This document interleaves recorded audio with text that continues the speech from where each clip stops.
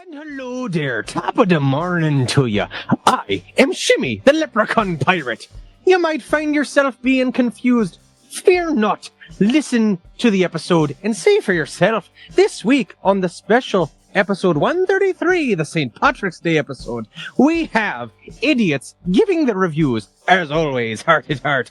Then they sail their way on the seven seas on over to discussing the recent Oscars that have passed, as well as other pop culture.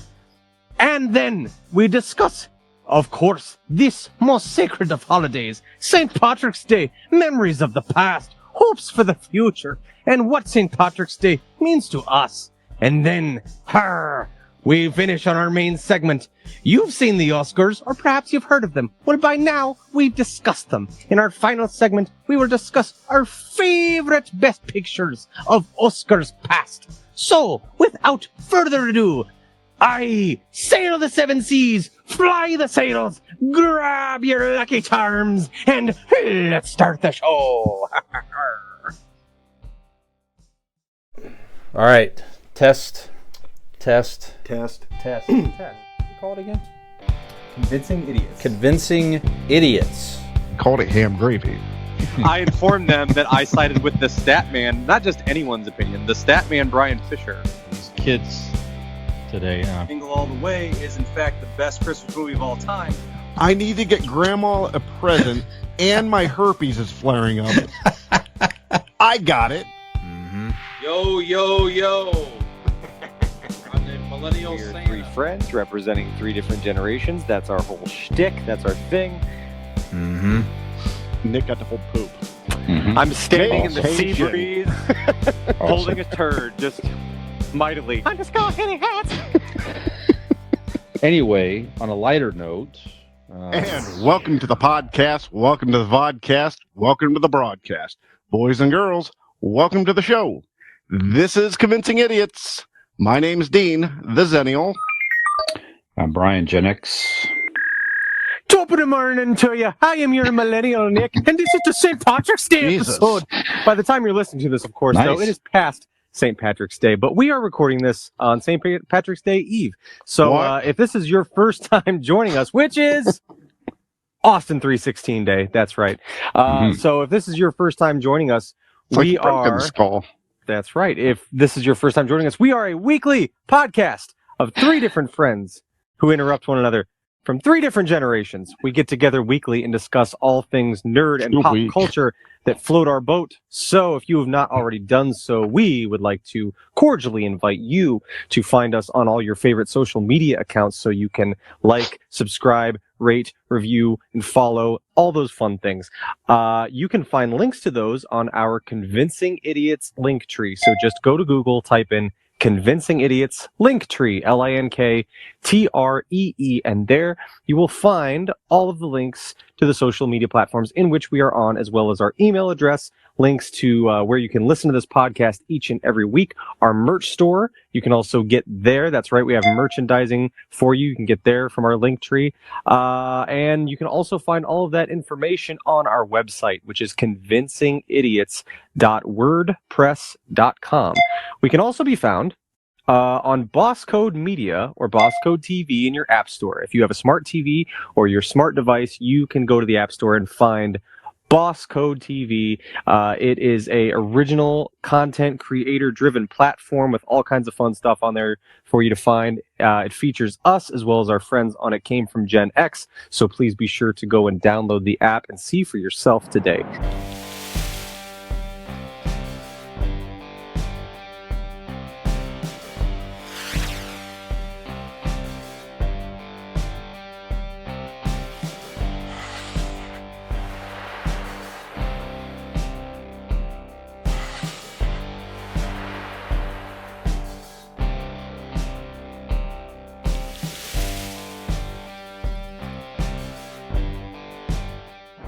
So as I had mentioned, this is the night before St. Patrick's Day that we are recording. Tomorrow's the day of the shenaniganery, and the three of us are joined together once again for yet another week of, fun-filled podcasting. So Yay! here we are. So, Dean, how have you been, sir? Oh, I actually want to start off since if you, a lot of people probably listen to the first little bit of this and then they hear my voice and they cut out, but don't cut out yet just yet. Listen, one thing you're going to want to do is go onto our social medias tomorrow during St. Patrick's Day, and also after. But we'll be out and about with each other and maybe some fans. Maybe a Jonathan. I don't know. We'll see. Oh. But we'll be posting pictures and stuff. So if you want to join us via social media for tomorrow, go ahead and keep attuned, keep afloat, keep post, whatever. I don't think those are things that people can do. I don't. Well, you can. Well, yeah. If you're just not listening to this, then all this happened a couple of days ago. Correct. So that is actually true. We're not fucking live, are we? No. Be sure to retroactively go back in time and follow along with the social media. They can still look at our social media accounts. They could. Maybe they did a couple of days ago. They did. We'll post something. Whatever. And not even a couple of days ago, like days ahead, days ago. Days ago. Days ago. No, but yeah, we'll post something up there. We get what you're trying to do. So, yep. All right. So, what I have been up to, what have I been doing? Well, first of all, I'd like to go back in time again and wish Nikolai further when back in time? Further back to your birthday. To your birthday. Wish you a happy birthday, which we all thank you. got together for. Yes, very nice. Celebrated Nikolai's birthday. It was a swell time. There was beers had and French kisses had. I don't know. I don't want to say which one I did. It'd have been even nicer, Dean, if Nick would have showed up himself. Well, he heard we were going to be there, and he's like, "Ooh, nope. Miss me with that." I'm okay. We were this close, Brian. We were so close to hanging out with him. Walked in the door and saw you guys and said, "Nope." Walked right out. He got wind. Yeah. Yep. And then it was a nice evening. Yeah. But before that, what had happened is I got to take quite a few juveniles to a rated R movie. So that was fun. Scream. A Scream movie. Okay, so my son he's 11 years old, wanted to go see Scream. I got no problem with that. He's my son. I can make that decision, and I choose to let him see an R-rated movie. I'm fine. I'm going with him, right? But he's like, well, my friends want to come and their parents or whatever. I'm like, fine. So it was him and a buddy, and first the father was going to go with him, and then it changed. The mother was going to go with him. So it was going to be me and my son. And nobody went with him. Yeah, that's exactly. No. So you read my diary. So I went ahead and said, sure, that's fine. Mother texts me the night of the movie and says, if you don't mind, my teenage daughter is going to join in. You can just go ahead and claim her as well.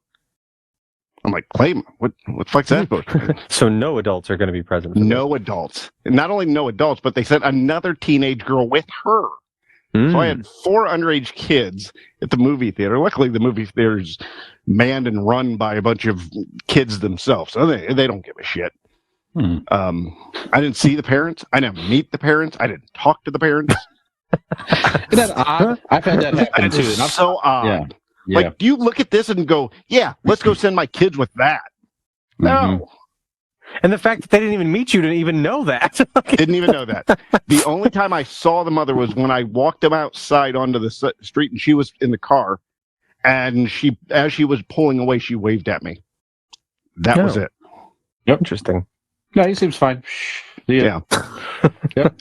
And then their friends probably thought it was weird because I'm laughing at all the fucking kills. Because they were really funny, so. But, sure. Yeah, I'll review the movie quickly in the later segment. But yeah, other than French kissing Nick for his birthday, and my favorite underage kids to see R-rated movies. I lead a boring life, so not much happening. That sounds like a fine weekend. It does. Mm-hmm. Some real Father of the Year shit right there. That's right. Hey, you didn't complain. Oh, you were talking about the kid thing. Oh, That's right. all right. That's Daddy of the Year. Oh, look at that! It moved. Huh. Just a little shift. Brian, how was your weekend? What have you been up to?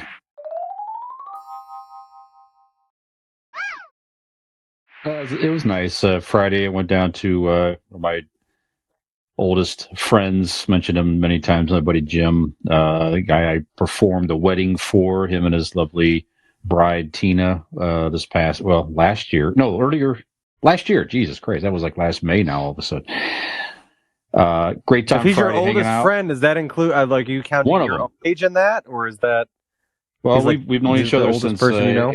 No, not the oldest. My oldest friend is Cooper, that I've known since grade school. But then But Cunningham, all of you together played like soccer with Jesus or whatever, right? yeah, something like that. So Okay. yeah, hung out with him down in Southern Ohio at his future retirement home. That was a good time down there. Hung out with his Aunt Ellen, just turned 82 recently, so she came over and hung out with us at the bar, had a couple beers. That was really nice to hang out. And then obviously, spending time with you guys Saturday evening. Allie and I had a nice dinner prior to that, so that was good. What does an Sunday- 82-year-old talk about at the bar, Brian? Just we've known her for obviously she's his aunt, so he's known her for many years. But Sure. it was just nice, just catching up, hanging out. I mean, I've been going down. I've been going down there for many, many years, 20 plus years going down there. So she's known me for many years as well. So just kind of hang out and just normal stuff, good stuff. And then a nice visit with Mom on Sunday. So it was nice. Nice weekend. Nick, how are you? Nice. I am well. As you guys You mentioned, look older.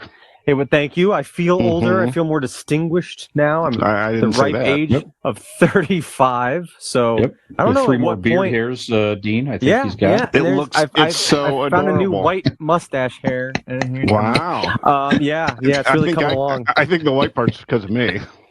Probably. Probably. But it was a nice weekend. Saturday was my actual birthday, so we didn't necessarily have plans that I was aware of. But my mom came over in the morning that day, brought How's us she doing? breakfast, which was very nice. She's doing well. She sends her regards. And she brought us breakfast and stuff, and then Robin did this cute little thing where she had all these note cards made out where she stood behind me and she had two options. My mom took a video of it, as to which I randomly chose things in which we were going to do. So as I picked one note card, it's, there was, go out, stay in, stuff like that. And there was He like ended up where killing to a eat. drifter. That's right. Yeah. I mean, hey, you got to go by what the cards are. What You is can't deviate life from it. What is life without spontaneity, really? That's so right. Mhm. you have to go along with the cards.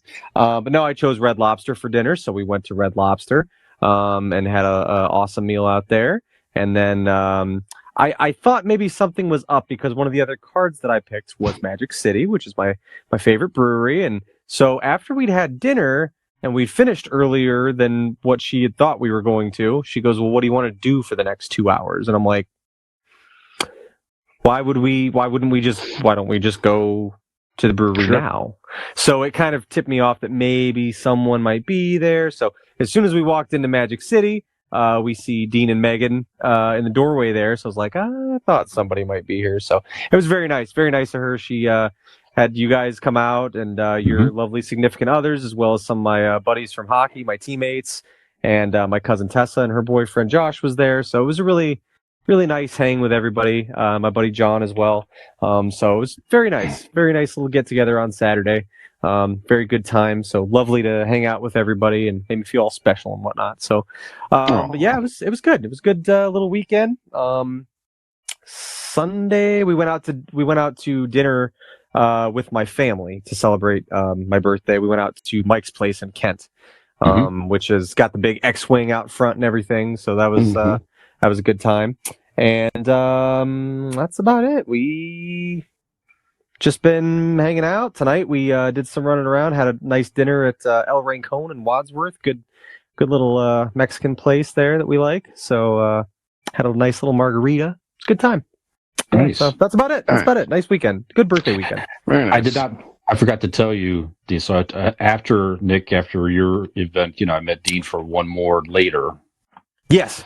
I drove Dean Last home. call. That's right. I drove Dean home to Barberton. On the way home, I got pulled over by the police. I forgot to tell you that. What?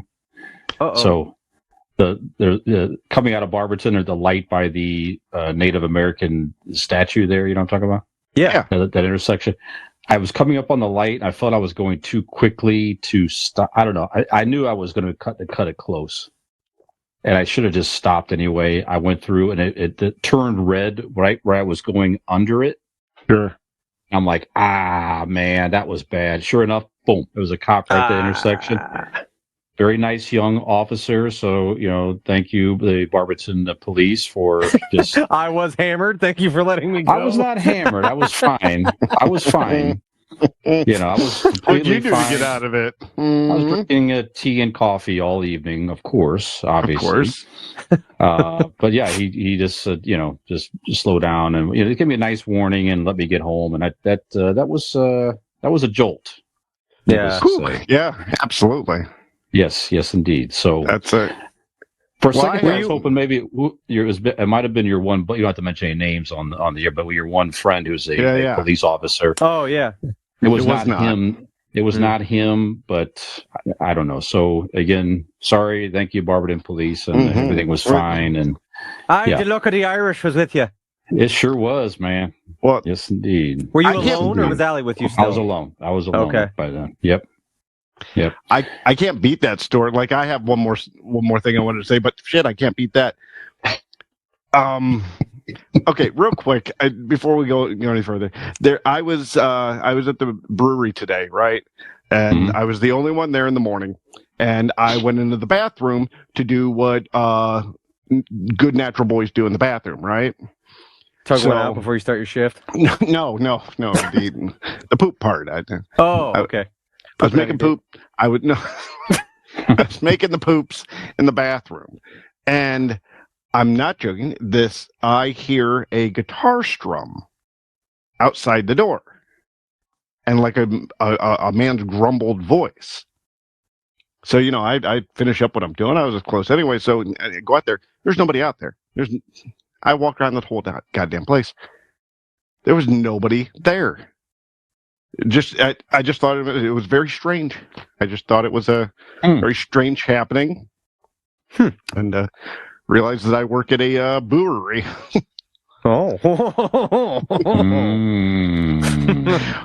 Did this happen, or did you just need to work that joke in? Probably do a bouette. I don't know. No, but the actual part of the story is true. I did hear strumming of a guitar and grumbling of an old man's voice. So that was weird. That is weird. Yeah, that's all. And I just thought of the two jokes to join with it, so I thought I'd let you all in on the comedy that is Dean. Right? We are forever richer men for having heard them. So thank you. Yep. Our live listeners appreciate it, I'm sure. Just think what you're in store for on the feed when you get to follow along with our night tomorrow, which was 3 days ago.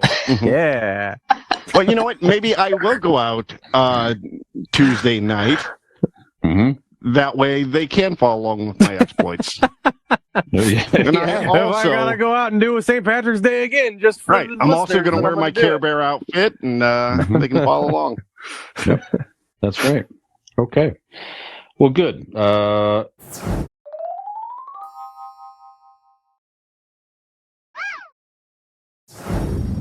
Well, we're getting some idiot reviews here, guys. Have you seen anything interesting? We start with the recent birthday boy. Yeah. Hey. I will start briefly because I really didn't watch much of anything new. Still been watching some TV shows and catching up on The Last of Us and stuff.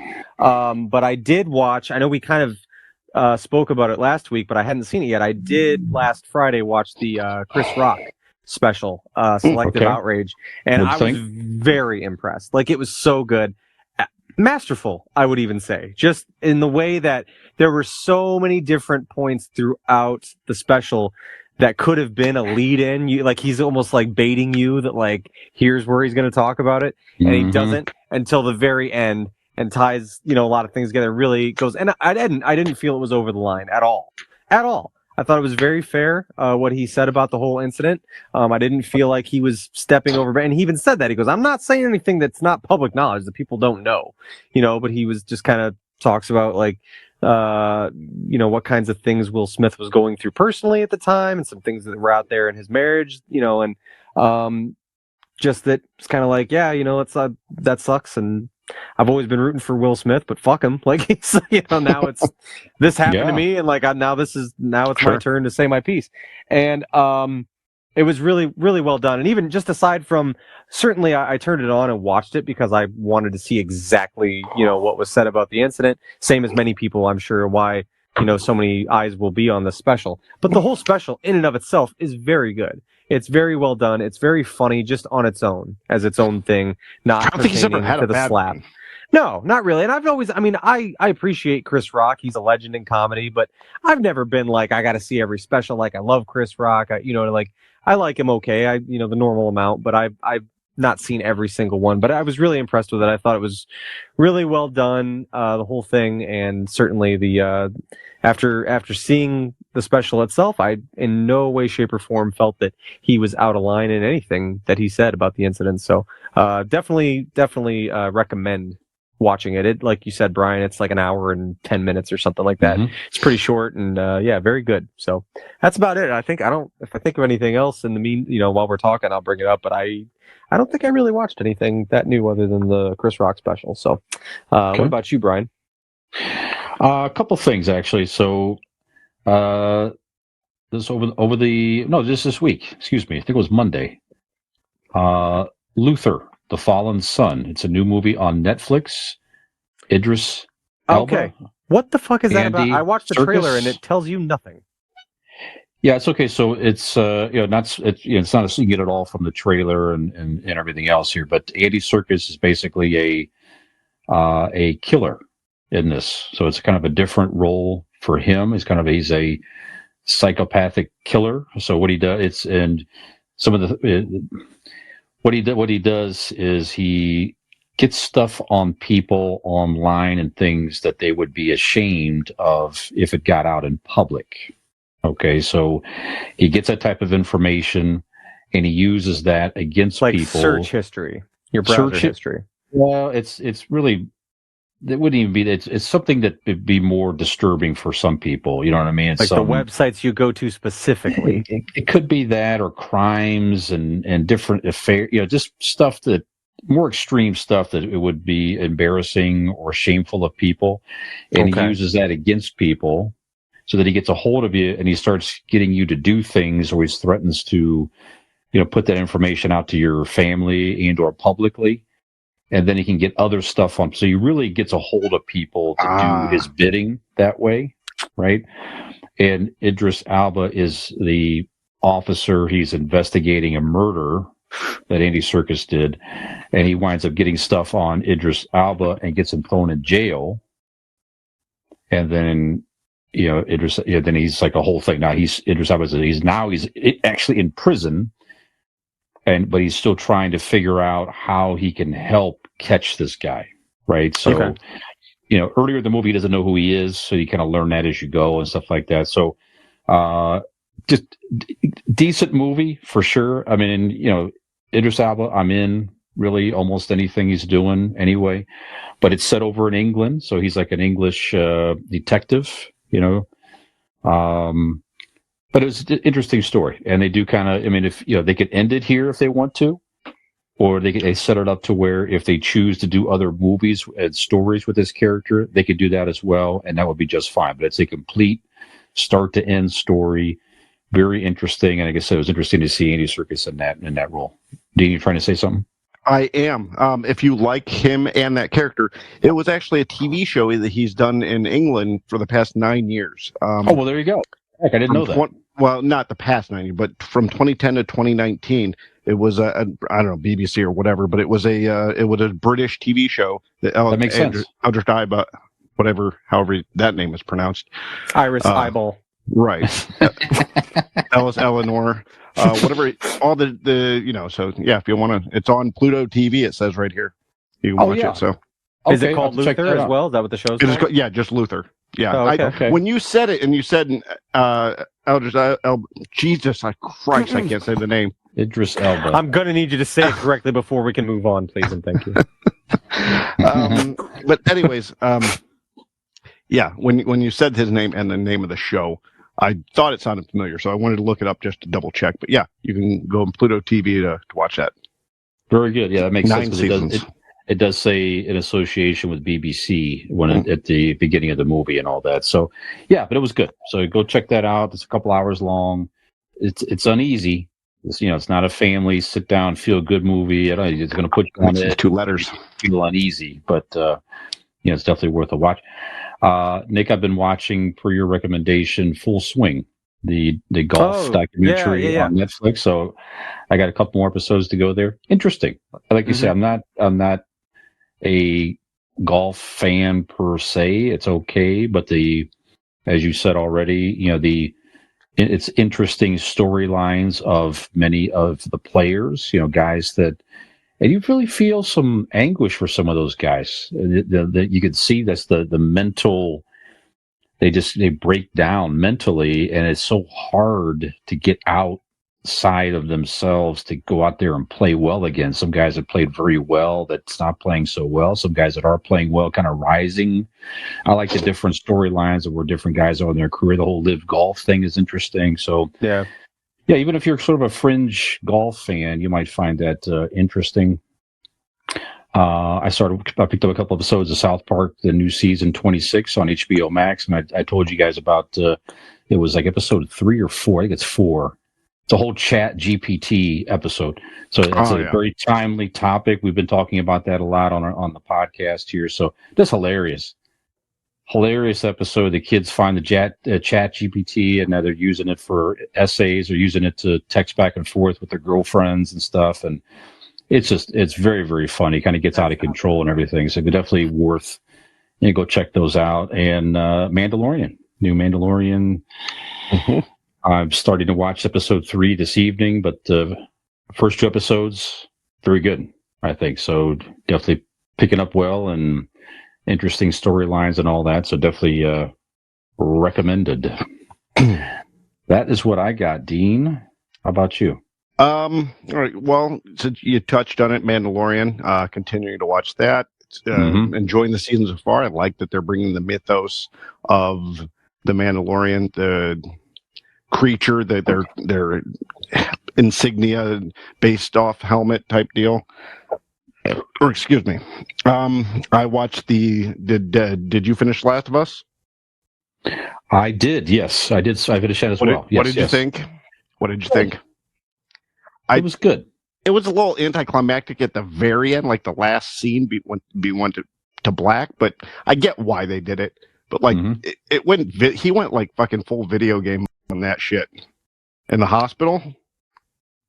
I've not played the game, but yeah. No. I'm just saying, like you would imagine a video game where like it's just a ridiculous amount of shooting and just walking through. Yeah. Bop, bop, sure. Bop, bop, bop. Yeah, not you picture that missing scene being in the game for sure. Absolutely. Yep. So yeah, I enjoyed that. Can't wait for season 2. Sure. I am continuing to watch the TV show Shrinking on Apple Plus. If you're a fan of Scrubs or Ted Lasso, I highly recommend that because honestly, and not just because he's Han Solo, but everything that Harrison Ford says in that show is comedic gold. His timing and the writing is just amazing, exquisite. Speaking of the season premiere of Ted Lasso, season 3, and as you all know, that I am a huge fan of Ted Lasso, and it's very good to have it back.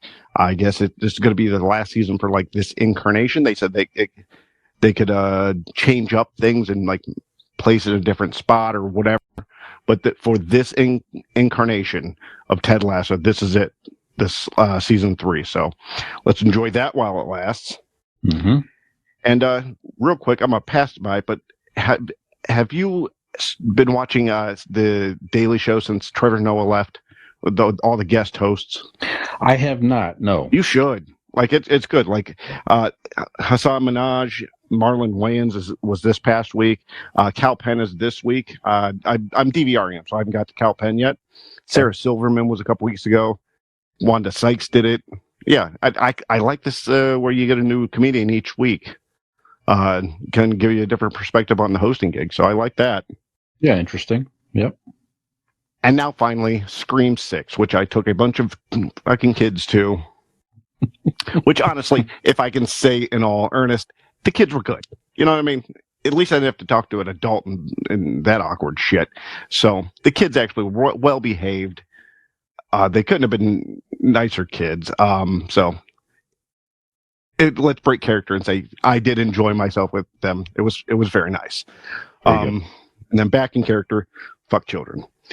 Well, that's actually not a thing that you should say. I don't think, taken out of context, that's horrible. So Scream 6, man. It is a Scream movie. It is, and I'm not being just obvious. Yes, it's a Scream movie, but all the regular tropes. It's very suspenseful. The kills are it looked darker than some of the other ones. Maybe not really. No. Okay. No. It hell. The first the first one had like, especially at the end, had a real darkness to it.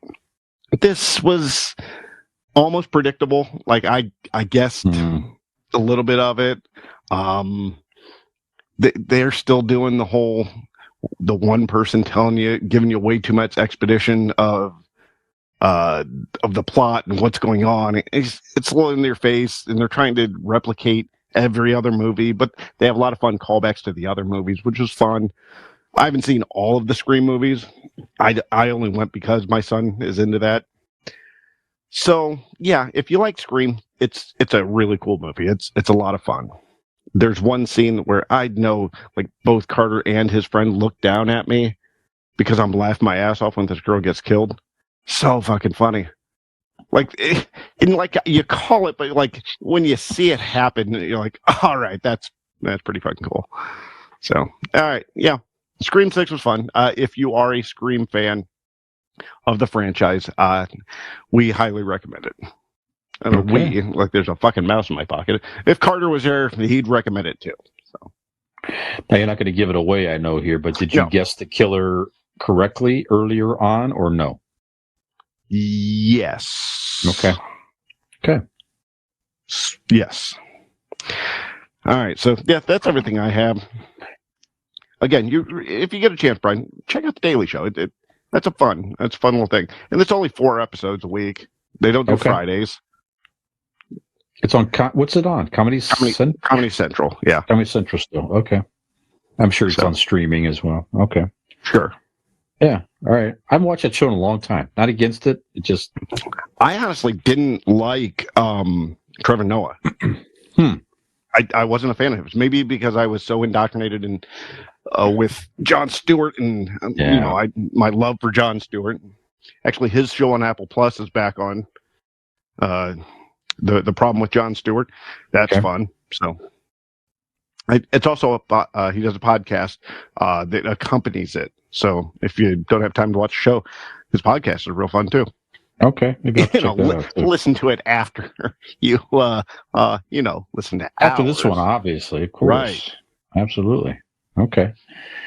All right, very good. Well, we're going to take a break here, and we're going to come back with some pop culture headlines. And hopefully 3 of us. Yeah, Nick had to step away for a second here, but he'll be back. And then, pop culture, a lot about the Oscars this week. So that's the big pop culture storyline. The Oscars were just this past Sunday. And then we're going to get into our Ask an Idiot question. We're just going to keep it nice and fun and light, and we're going to talk about St. Patrick's Day. What does St. Patrick's Day mean to us? Some of our favorite St. Patrick's Day moments, etc. That's going to be our Ask an Idiot question. And then our main segment this week, also Oscar-themed. What are some of our favorite movies that were awarded Best Picture in the Oscars of all time? We're going to bring you those, have a drink, If you're still listening live, thank you. We appreciate it. What? That's right. And if you're, anyways, pour a drink, pour a Conway's Irish Ale, and join us in just a minute.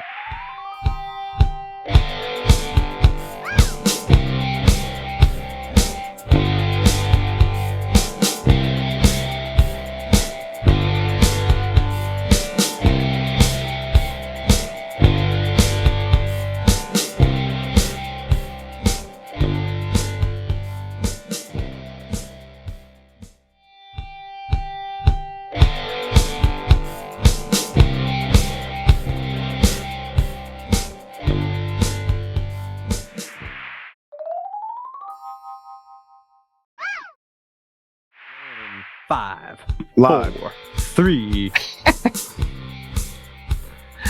Welcome back to Convincing Idiots. I could not have won this award without the support of so many people.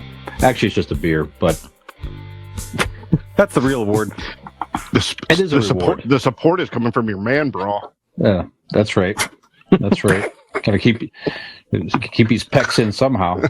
That's right. Tell us more about your pecker. I'll show you tomorrow, I'm sure. I'm making a special surprise appearance. That's right. Brian's penis. Yeah. Featuring a blue pill. Hey. Surprise special guest. It's magically delicious. All right. Well, the big You're not story. Irish, but it's the size of one of the marshmallows. That's right. That's right. Okay, so some pop culture headlines for you guys. I mean, the main pop culture Great headline segue. That's right. Masters. I hate you both. The Oscars was this past Sunday, so that's the biggest pop culture story at the moment. So, we're not going to read through all the winners or anything like that, but we'll cover some of the big. Well, Nobody we'll cover some of the cares. big. Well, just achievement and sound. That's all I wanted to recash was achievement and sound. Maverick won that award. That's because you haven't achieved anything in sound for a couple of years now. That's right. Not on this podcast, that's for sure. Well, certainly Everything, Everywhere, All at Once was the big winner of Oscars evening. Just really cleaned up. It won in almost Have every either category. of you seen this movie yet? I did. forget. You did. Okay. I did not. I want Okay. to, but I Yeah, same. I read about it that it was one of the best movies of the year, and it was one evening last summer. I put it up on the big screen in the backyard. It was like a perfect way to watch that movie. A lot of fun, and I'm like, I watched it. I'm like, this is a. At that point, I started to tell you guys you should see it all those months ago. But yeah, very, very good. It's no surprise to me that it won all these awards. So, like I said, virtually everything that it was nominated for won. So it was very, very good. So best directors, Daniel, Scheinert and Daniel Kwan. Actress in leading role, Michelle Yeoh, and she's the first woman of Asian descent to win an Oscar for Best Actress. So that's also made a lot of news. 60 years old. I didn't realize she was 60. Looks terrific. Yeah, she was so good in that role. Yeah. Best Actor was a nice feel-good story with Brendan Fraser winning for The Whale. I've not seen this yet, but I did notice you can rent it for like $6 on streaming, so I'll definitely have to check that out. It also won Best Effects. I think it won for the movie. But just the speech, a lot of good speeches throughout the awards as well. And his was very, very nice. You could tell he was very nervous and excited. I mean, he was sort of an outcast of Hollywood there for a minute, and then he got back into it, won this award. So definitely very grateful, very cool. Let's see here. Just looking at the bigger awards. Actor in a supporting role, Kai Kwan won for also Everything, Everywhere, All at Once. And, most of us know his story, but if you don't, he was a child actor. He was in Indiana Jones and the Temple of Doom, right, with Harrison Ford way back in the day. He was in the Goonies and a few movies. and had a hard time getting roles and decided to retire from acting and then got Only back to into resurface it. again. Yes, that's right. He got back into it in 2018 after that Crazy Rich Asians movie got a lot of accolades. So he decided that there's maybe a place for him to get back into acting, and here he wins the award. He might have had the best speech of the night. Just very, again, so emotional and thanking his mother and everything else. Very, very cool. Probably one of the most surprising winner of the evening was Jamie Lee Curtis for Everything Everywhere All at Once, beating out Angela Bassett from Black Panther. So a lot of people thought that she might get it for her. Although Jamie Lee Curtis is very, very good. So you can't say that she didn't have a very, very strong performance in that movie. Made a lot of news as well, and she, Angela Bassett did not appear to applaud or anything for Jamie Lee, so that made a lot of social media news. So I don't know. Did you guys see any of that, by the way? Yeah, it was. I don't know. First of all, I don't think we should judge people by the reaction to fucking losing. No, I mean, it's an awards, and but nobody wants to lose. Right. So if Did you she look don't know mad? the person, she did. She looked Oh, did mad. she? She looked disappointed. Yes. She's real fucking mad. But still, that's her reaction. That's how. Fuck. If she didn't know the person and you lost, why would you be happy? Fuck everybody else. She didn't say anything. She didn't say anything negative or anything like Right. that. It was She sort didn't of slap him. We need to Sure stop didn't. projecting onto Right. people what we think they mean when they do. I mean, without saying anything, like, you can't. You're just gonna assume what they feel and then go from there. I mean, Right. Maybe like maybe you said, she was there's really. Sorry, I was saying not everybody handles it the same way. So yes, it is the nice thing to be the gracious loser and applaud and okay, yes, well they deserve, but not everybody handles it that way in the moment. It's just, sure she felt disappointed. Okay, all right. So go ahead and announce. Nick, go ahead and announce the winner. I'm nominated, Nick, and Brian wins. Let's go ahead for me. Okay, so, and the award for the most handsome podcast host goes to Keith Porter from It Came From Gen X. Fuck that dude. Look at this. Fuck him. Get out of here. Boo. See how gracious Brian was? Even still thinking he was going to win, but he still clapped for his colleague. Recount. I want to fucking recount. You cheated. You stole it. That's Fake. right. Fake news. Fake podcast awards. Shit. And then obviously Everything Everywhere All at Once won Best Picture. So, did you guys watch the Oscars? I did not. I did. No? I watched. About half of it because I forgot it was on. Then I looked on social media and saw that the Goonies kid won, so I flipped it on. Last year I forgot as well, and then I heard about the slap, so I turned it on. It's Right. like, whoa. That's the same thing. Yeah, I nothing turned it like on that just happened to this see year, it so on I replays. didn't know. Yeah. Well, did you have any favorite moments in particular, Dean? No. Not so much? No. No, it's all boring. It's just, there's some funny jokes, but they're all just very blah. I mean, they're funny, they're okay, but nothing exciting. We're getting slapped. I don't honestly care that much.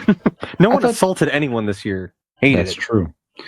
Right. I thought I thought Jimmy Kimmel did a pretty good job hosting. Sure. I mean, if you haven't seen his monologue, you could see that on YouTube or whatever. Did he It's make like a joke 13. about potentially Of being course. assaulted? Yeah. Well, he was out in front of it. He just he didn't hide the fact that he said a joke something along the lines of, we have security, we're going to take precautions, and if you do perform an act of violence, in so many words, what we're going to do is absolutely nothing, and we're going to give you a award for best actor and let you talk for like 20 minutes on your acceptance speech. So he basically just laid it out there like, you guys didn't do a damn thing last year. Yeah. Yeah, one thing that was kind of funny is you can find this out there as well, but it's all part of the same monologue, so of course you can see it if you just watch that. But he said, if you come up here, you have to get through some people, that's going to help protect me, basically. He showed, Creed, so it was Michael B. Mm-hmm. Jordan in the audience. Then he said you have to get through the Mandalorian. Yes. Then you have to get through Michelle Yeoh. And then he's like, hey, you're going to have to get through Spider-Man. And they pan over to Andrew Garfield, who's kind of like, smiling like, That's funny. not the Spider-Man you thought, Yeah. It was pretty good. That's cool. Yep. And then at the end of the telecast, Jimmy Kimmel goes over to a board. It said Oscars without incident, and he flips down the number 1. Like, It's funny. but he did call out as well. To his credit, he also called out the lack of that there were no female directors nominated. So he called that out. He called out a couple movies that they made that received no nominations that were pretty good. Women Talking and something else. Can't remember what it was exactly. So he spoke to some of that stuff. So it was pretty good. Again, like I said, some of the speeches were quite nice. And then I thought that the memoriam was very nice. Lenny Kravitz got up there and sang, played piano. Yeah, that was nice. That was nice. That was a nice performance and a nice honor in memoriam of that. Jimmy Kimmel did make a joke as far as the over-under or some type of bet if they're going to have who's the guy, Robert Blake up there. Yes. And they did not. No, they did not. They did not honor Robert Blake, who just passed away not long ago. Yeah. Who they should have honored was fucking Who's that? Blake Insurance. Yeah. Because Blake Insurance is an Erie Insurance. That's right. It's an Erie Insurance agency located right here in Barberton, Ohio. They provide auto, home, renters, and business insurance with honesty, decency, and affordability. Erie Insurance is above all else in service. You want to call 234-571-5359 or visit BlakeInsuranceLLC.com for your free 5-minute quote today. And when you do, tell them that the hopefully one-day award-winning podcast, Convincing Idiots, sent you. Yes. Very good. All right, guys. Well, that was the main pop culture headline that I had this week here. No death, destruction, just fun and Oscars, and we're going to keep it light. And when we get into hard for me to do. Yep, that's right. Heavy Keep it ass light. bitch. Mm-hmm. I'm a thick boy. Thick boy. Well, we may find that out perhaps tomorrow when we're celebrating St. Patrick's Day. We'll see if Dean is telling 3 the days truth. ago. Yeah, or 3 days ago, depending on when you're listening into this. But no, we're just going to keep it light in our Ask an Idiot question of the week here. We're just going to talk about St. Patrick's Day. So, what does it mean to you? And what are some of your favorite St. Patrick's Day memories? That's it. So, Nick, why don't we start with you, sir? Man. Let's just start there. What does the day mean to you? St. Patrick's Day to me means it's a time of the year that I always look forward to. It means drinking beer. And drinking beer sometimes in a color in which you don't typically drink beer, which is green. That is lovely. I personally don't have a personal connection to St. Patrick's Day. I mean, I could have Irish in me. I'm very white, so there's a good possibility that somewhere in my lineage. If you play your cards right. Did you have Irish in it? Do you want some? I do like St. Patrick's Day, but yeah, it's I don't know personally of any of Irish heritage or anything like that. But as a hockey fan and a Toronto Maple Leafs fan, as I've mentioned to you guys in the past, they prior to being the Maple Leafs, they were the Toronto St. Pats. So every year around St. Patrick's Day, they wear the throwback St. Pat's jerseys and stuff. So I always look forward to that. And I've got various Maple Leafs themed St. Patrick's Day apparel and memorabilia and whatnot. So I enjoy that. So that's, what does it mean to me? And I feel like for a lot of people living in the United States, St. Patrick's Day is simply a day to go and drink beer because we don't actually have a personal connection to St. Patrick's Day. But it is, it's a fun holiday. It's fun to go out. Some of my favorite memories, though, are certainly back in my younger days. My favorite thing about St. Patrick's Day back in the day was always just the acceptance of having a beer at breakfast. Yes. Beer and eggs is my favorite memory of St. Patrick's Day is cracking a beer at like 6 or 7 a.m. with some eggs and some potatoes, and like it's just, that's really were some of the fondest memories. I've many fond memories in years past of going out to the bars with friends and stuff like that, and going home and taking a nap for a couple hours in the middle of the day and going back out in it and hitting it again and all that stuff. So definitely good memories of St. Patrick's Day past. But yeah, I mean, like I said, I very well could have some Irish lineage that wouldn't totally surprise me somewhere along the line. But I don't really have much of a personal connection with St. Patrick's Day, other than it's just a fun holiday, and it's an excuse to go pinch people again. I don't know. That part's weird for me, but I don't know. It's fun. It's fun. So, what about you, Brian? You are the Irishman of the group. Tell us a little bit about your connection with St. Patrick's Day and how you feel about the holiday. Yeah, I mean, just it's just a day of fun. I think you say it's a day to, this time of year, it's starting to get to be springtime, and we're in the Northeast Ohio area, so around here the weather, oftentimes you get a little bit lucky. Like the last year, beautiful. Last year was a picture perfect day, sunny and beautiful. So spring is coming, and it's just a day to set aside and just hang out with your friends. I like the whole social aspect of it. When you go out, there's always a lot of people out. Typically, you get to see people wearing, the green and funny shirts and outfits, and it's just a whole social thing. I love it when they get the actual Irish music. It's just a whole vibe. And like you said, there is something to where it's acceptable, on a normal day, if you have beer in the morning with your eggs, that's a problem. That's a problem. On St. Patrick's Day, it's acceptable. It's just fun. I mean, obviously, let's all be safe. Let's not do anything stupid and all that type of stuff. And then, as you guys know, in my, just a few years ago, really, my later 40s at the time here, I was adopted and got. It made it sound like you were adopted in your 40s. That's not. I was not.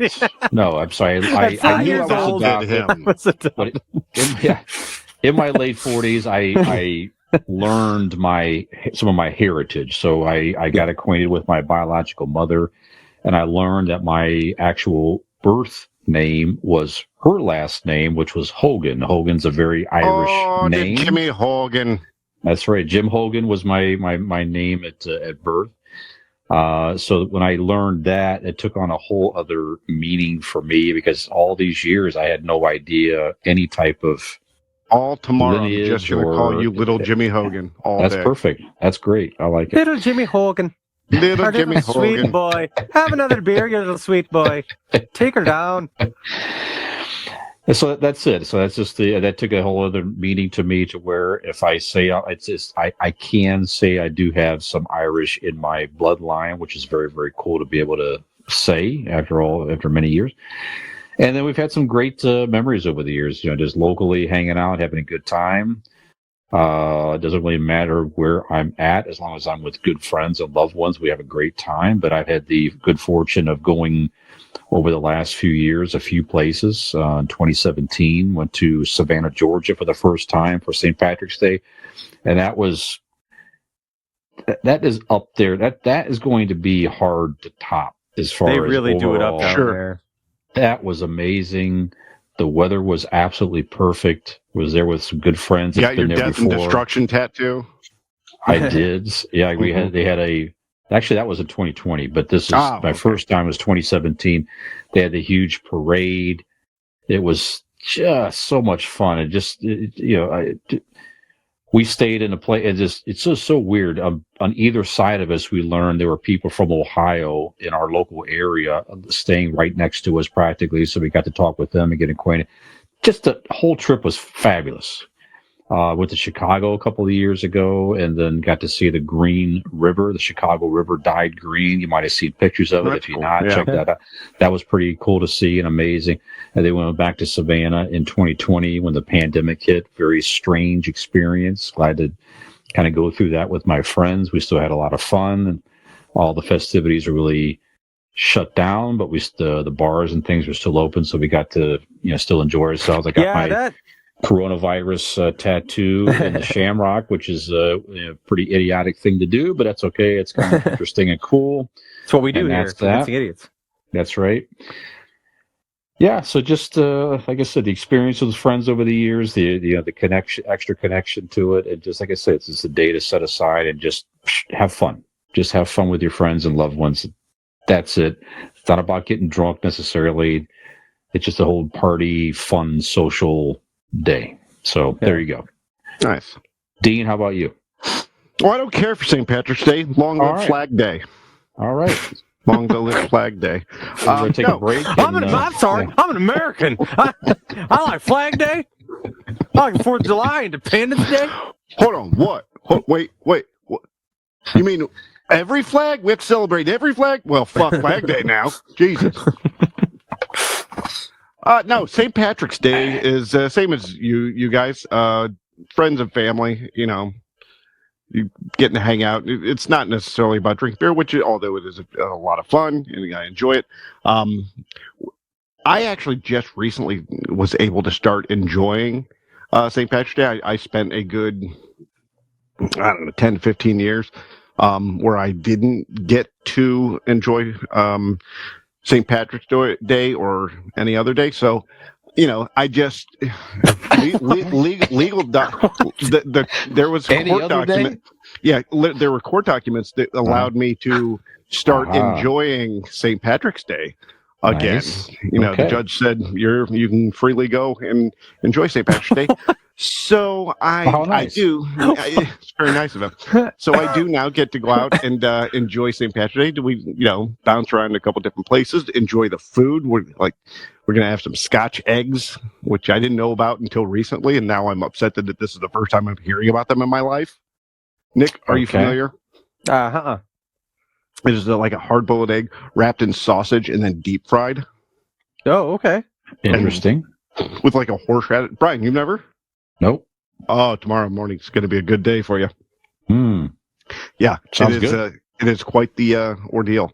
So yeah, again, it's I'm just recently back into it, so I'm enjoying it, getting to enjoy just the dressing up tomorrow, or 3 days ago, however you want to see it. I am and was a Care Bear. I bought a Care Bear onesie that I will be in war. So. How intense you want to? Yep. We're so it'll be fun. Look forward to and look in the past to our social medias again. Yeah. Yeah. I love St. Patrick's Day. It's gonna be fun. Excellent. And who knows? And maybe if you're listening, the day after that is that other event at Ignite Brewery. Their St. Patrick's Day Saturday.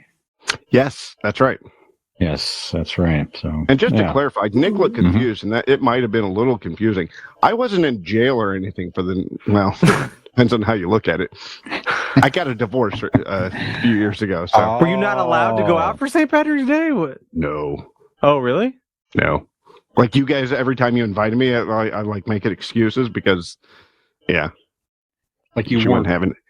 You weren't permitted to. No, not technically permitted to, but like she would not be happy and bust balls, and it was never a good thing. Okay. So well, all right. Well, we're happy to be the poor influence on your life. Well, I appreciate that. Forward. Yeah. He's always been a poor influence on himself. He's just been waiting to be able to do it. That's all. I welcome the company. Yes, absolutely. Well, it was a good time. Yes. Yep.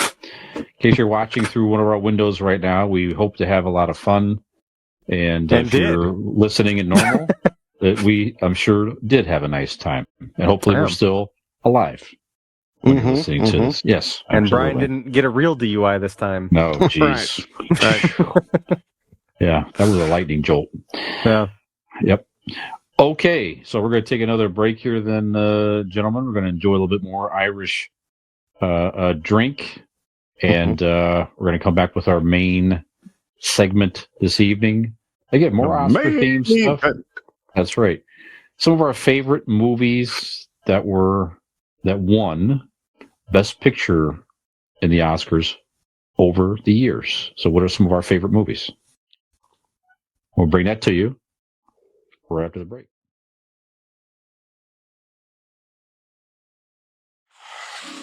There's Lucky! Get his Lucky Charms! They're magically delicious! Always after me Lucky Charms, the frosted oat cereal with sweet surprises. Pink hearts, yellow moons, orange stars, green clovers, and blue diamonds. Part of a complete breakfast. Oh, they're coming! I'll make a rocket and fly away. Whoops!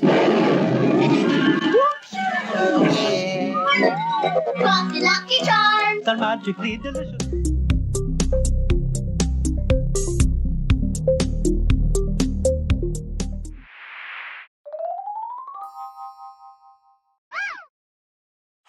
Looking at 5, oy vey, 4, 3, and 2. And we are back here on Convincing Idiots. I am Millennial Nick, along with Gen X Brian and Zennial Dean. And for the final award of the evening, I will be your presenter tonight. That is right. For our final award of the night, the award for the best and final segment goes to Oscars over the years. That is correct. So we are going to go around here with the Oscars just coming and going here. We have decided to maybe, we've looked over past winners, all the past winners of Best Picture from present day, this most recent year, all the way back to the beginning of the Oscars. And we're just kind of going to go around and give our top fives and maybe some honorable mentions of some Oscar movies that we enjoyed the most. And, see where that takes us. A little discussion there. So, Brian, I know you were on the mailing list, and that was on Messenger Pigeon to find out when, the first Oscars were going to begin. So you go ahead and start us off. Yeah, listen to it on the radio back in the time. Yep. This is after the talkies, as they called it. Yeah, is that right? Yeah, like Little Nanny, and then the Oscars or something like that. I looking back through these, there's a lot I have not seen. So I don't know if that's embarrassing or not. I'm not sure. I've seen a handful, but not. Now, correct me if I'm, or I mean, if you guys feel differently. Yeah. There in recent years, do you feel fat and squishy? Sometimes. Depends on how many carbs I had that day, but that's neither here nor there. But I wonder if there are certain years where I'm like, I've never heard of this fucking movie until it wins, and then I'm like, now I have to see it? Like now I'm compelled to see it a little bit more I do I've never heard this of year's. It before. Yes. So watch this year's. Was it Coda? That was last year. Last year, okay. This year's Everything Everywhere All at Once. Oh, that's right. Okay, yes. I do plan on seeing it, and I wanted to see that even prior to it winning. But yes, okay. So, but yeah, there's like you said, I kind of mirror that statement as to where there's a lot of them I haven't seen. But yeah, in years past, ones that tend to win, I sometimes hadn't even heard of, and I'm like, well, maybe I'll check it out or something like that. So, but yeah, I'm sorry. Continue on. No, it's okay. I was just curious. So I think my favorite, looking back through all the winners, my personal favorite, certainly one of at the very, I don't know, but 1992, one of my favorite movies of all time, actually, not just Best Picture, The Silence of the Lambs. You kind of forget that actually won Best Picture because it's such a creepy thriller, but so well done. Oh my God, just so many great performances with Anthony Hopkins as Hannibal Lecter, Jodie Foster. I think they both won Best Actor, Actress in their own right. I think it was Best Screen. So this was a movie that cleaned up back then. So just so good. It's just such a powerful psychological thriller. If for some ungodly reason you've not seen this movie, you have to see it. Even the guy that played Buffalo Bill, the killer, just top to bottom, great movie. Yeah, just to get you. The whole movie has you uneasy, but that's what it's supposed to do. Just like terrific. People when they listen to this podcast. That's right. We are the Buffalo Bill for your ears. Sure. Put the lotion in the back there to get the hose again. It puts the lotion on the skin, on its skin, or else or it gets the hose again. That's right. That's right. Okay, that's probably my top. Looking through all these here, that's probably my favorite movie of every picture that's won Best Picture, personally. So, okay. Yes. Nice. Dean? My number one is a movie called Wings from 1927. It was the first movie, Best Picture, to win an Oscar. Did you see this movie? I didn't, but I loved it so much. I see. No. The first on my list is Forrest Gump, 1995. Yep. I mean, it has everything that you want, from laughter to drama to action. Shame on Tom Hanks. He didn't need that role. He could have let somebody else have that. Right? No, he needed it back then. He did not need Pinocchio. That's right. Right. Nobody needed. That movie was fine. Yeah. Mm-hmm. No, but he'd already done big. He didn't need Forrest Gump. Tom Hanks, shame on you. Fuck you, Tom Hanks. No, I love the movie. It's one of my favorites. Probably my top, at least, definitely my top 20 movies of all time. We could do that, which we probably have, and I just forgot. But I think so. Well, maybe we should do maybe a battle bracket. I don't know. Well, yeah. You do love those, so that's right. Forrest Gump versus Red Tornado. Ooh, that's good. Yep. Or Sharknado. Even better. How did Sharknado never win Best Picture? Is my question. I don't That's know. a bunch of bullshit. That's why I don't watch it. Boycotting that shit. That's right. Red Tornado was a weird superhero, by the way. Sorry. Good. Okay. Yeah. All right. So yeah, Forrest Gump. Okay. Very good. I'm going to start with, assuming it's my turn, I'm going to start with a 1958 movie that was really, at that time, quite ahead of its time. It was called A Ride to Tomorrowland, and in which it features, set in present day 1958. Have either one of you seen A Ride to Tomorrowland? No. Where there's this kind of this ominous flyer on a bicycle, in which they call this number, and the number on it is this 330-808-7792. And when they call it, they find a path to an electric bicycle, which at the time is unheard of. It's RPM Bike Shop on the other end of the line. Of course it is. Best Picture of the Year. Should be every year. RPM Bike Shop. Let me tell you about RPM Bike Shop. They have the finest selection of electric bikes for you. That's right. You don't have to wait for tomorrow to ride into Tomorrowland. You can make it present day land, okay? You don't have to mess with that weird stuff that Dean was doing. Is it tomorrow? Is it 3 days from now? Is it yesterday? Is it already happened? No. Tomorrowland, your Tomorrowland starts today when you call RPM Bike Shop, located in Carrollton, Ohio. Give them a call, 330-808-7792. You can also type in the Facebook search bar, RPM Bike Shop. You can see the wonderful electric bikes that they have to offer you. You can also see that and so much more on their website, and that's rpmbikeshop.com. So head on over to your perfect picture. You on an electric bike from RPM Bike Shop. That's well right. done. That's right. Thank you. Well done. But you use your turn, so. Some people listening, Nick, may have already called by the time they listen to this. They're in Tomorrowland now, so they're actually in the reality yesterday. In which they've all they're listening. They've already seen everybody out on St. Patrick's Day yesterday because it's Tomorrowland where they are, right? That's how time travel works. Yeah. So the math checks out. Yep. I'm gonna for my actual answer for one of my top 5 movies. I'm gonna go with 2000's Best Picture winner, American Beauty. Good one. I mean, good movie. Kevin Spacey's a sack of shit and all that stuff, but it was a great movie. Just a really different movie, right? Doesn't mean you can't appreciate the work that was, and at that time we didn't know what a bag of shit he was. So, but it's a fantastic movie. I love the song Billie Jean. It's weird, right?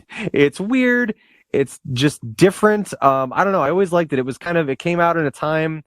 I don't know. I just like the way it played with some things in society, and like it was an interesting story. Yes, it So was. American Beauty in 2000, that'll be one of the first ones that I choose. So. Yeah, it's on my honorable mention, Nick. I like that movie as well. Just like you say, he was one of his. That might be, I don't know, his best performance, perhaps. Yeah. Like I say, it's a shame what he was, what was going on. But yeah, I'm with you. There's a very, very unexpected twists and turns in that movie. It captivated me for sure. Yep, absolutely, it did. It really kept you guessing up until the end, or you thought you had things figured out until you didn't, and it was just, I don't know. It was a I like weird movies like that, things that are just kind of different and outside the box. Excellent. Is it my turn? Yes, it is. Okay, I'm going to give you. Let's see. How about 2011? 2011, The King's Speech. Okay. I really like this movie. Have you guys seen that one? I have not. So that's Colin Firth. Right. Yes. So it was it's very interesting movie. It was King. Was it George? I can't remember now. But it was the King of England, and in real life he had a terrible stutter. Right, so he had to practice to be able to talk in public, and it was a whole thing for him. It was a whole anxiety. He had to hire a guy to help, train him, and he had to work up to trying, because he had to give, speeches on the radio and this and that. So it was a whole big work up to this big speech during wartime and stuff. And so, fantastic movie. It was just, overcoming personal fear, and just well acted. Awesome movie. I think he won Best Actor for that, if I'm not mistaken, as well. But I think you're right. Yeah, very nice. Just excellent movie all the way around. So if you just want a nice, compelling, feel good type story, check that movie out about a guy again just trying to overcome some personal, I don't want to say demons, but he had to overcome a affliction, if you will, and fight through it to be a strong leader for his country and his people. So, excellent movie. Okay. Dean? I'm going to go with 1987 Best Picture, Platoon. Okay. With Charlie Sheen and Willem Charlie Sheen? Dafoe. Was it Martin Sheen? Charlie Sheen? Charlie Sheen. Charlie Sheen. You're right. Martin Sheen was Apocalypse Now. That's right. Sorry. But John C. McGinley, Tom Berenger, like I said, Willem Dafoe. Did they win the pennant in that? Pardon? Did they win the pennant because the Cleveland Indians? Was that it?